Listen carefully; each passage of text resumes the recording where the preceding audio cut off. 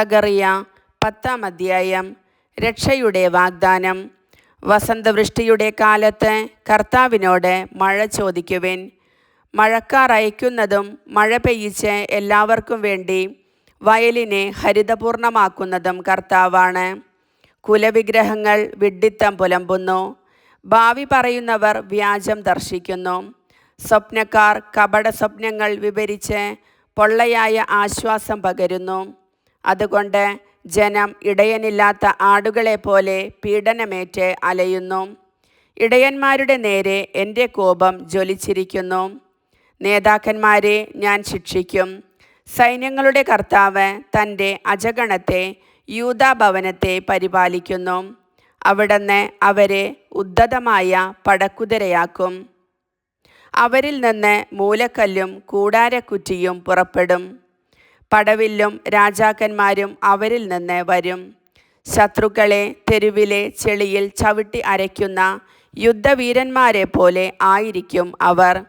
കർത്താവ് കൂടെയുള്ളതുകൊണ്ട് അവർ യുദ്ധം ചെയ്ത് കുതിരപ്പടയാളികളെ സംഭ്രാന്തരാക്കും. ഞാൻ യൂദാഭവനത്തെ ബലപ്പെടുത്തുകയും ജോസഫിൻ്റെ ഭവനത്തെ രക്ഷിക്കുകയും ചെയ്യും. അവരുടെ മേൽ അലിവ് തോന്നി ഞാൻ അവരെ തിരിച്ചു കൊണ്ടുവരും. ഞാൻ ഒരിക്കലും തിരസ്കരിച്ചിട്ടില്ലാത്തവരെ പോലെ ആയിരിക്കും അവർ. ഞാൻ അവരുടെ ദൈവമായ കർത്താവാണ്. ഞാൻ അവർക്ക് ഉത്തരമരുളും. എഫ്രായിം വീരയോദ്ധാവിനെ പോലെയാകും. വീഞ്ഞുകൊണ്ടെന്ന പോലെ അവരുടെ ഹൃദയം ആനന്ദിക്കും. അവരുടെ മക്കൾ അതു കണ്ട് സന്തോഷിക്കും. അവരുടെ ഹൃദയം കർത്താവിൽ ആഹ്ലാദിച്ചുല്ലസിക്കും. ഞാൻ അവരെ അടയാളം നൽകി ഒരുമിച്ച് കൂട്ടും. ഞാൻ അവരെ വീണ്ടെടുത്തിരിക്കുന്നു. അവർ പണ്ടത്തെ പോലെ അസംഖ്യമാകും. ഞാൻ അവരെ ജനതകളുടെ ഇടയിൽ ചിതറിച്ചെങ്കിലും വിദൂരദേശങ്ങളിൽ അവർ എന്നെ അനുസ്മരിക്കും. അവർ മക്കളോടുകൂടെ ജീവിക്കുകയും തിരിച്ചു വരികയും ചെയ്യും.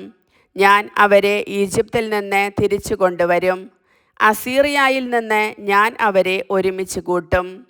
ഞാൻ അവരെ ഗിലെയാദിലേക്കും ലെബനോനിലേക്കും കൊണ്ടുവരും.